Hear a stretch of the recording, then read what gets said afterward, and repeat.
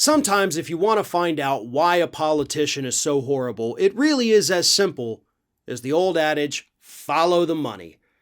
And now that we're getting second quarter campaign finance disclosures, we're getting a pretty good picture as to why Joe Manchin is as horrible as he is.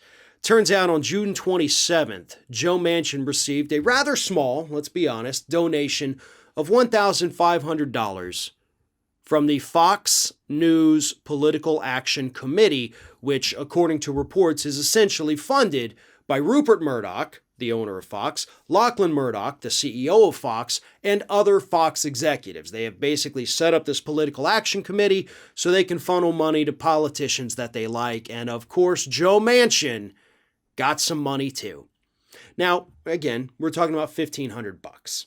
Okay, that's not a ton of money. It's not like he got $500,000 from him.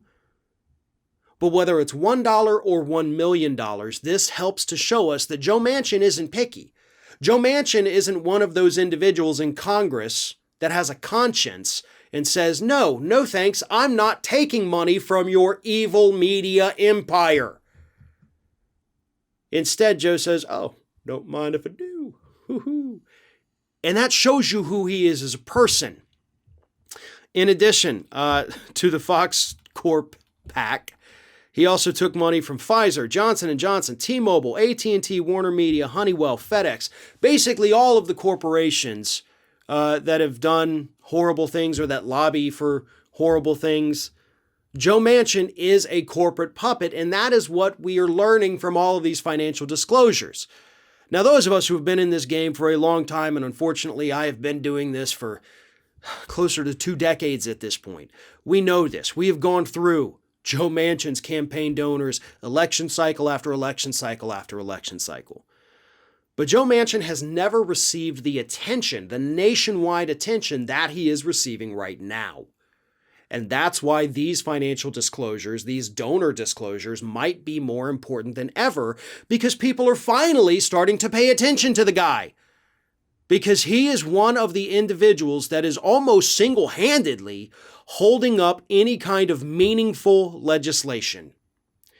And that also tells us why these corporations, including the Fox PAC, keep giving Joe Manchin money.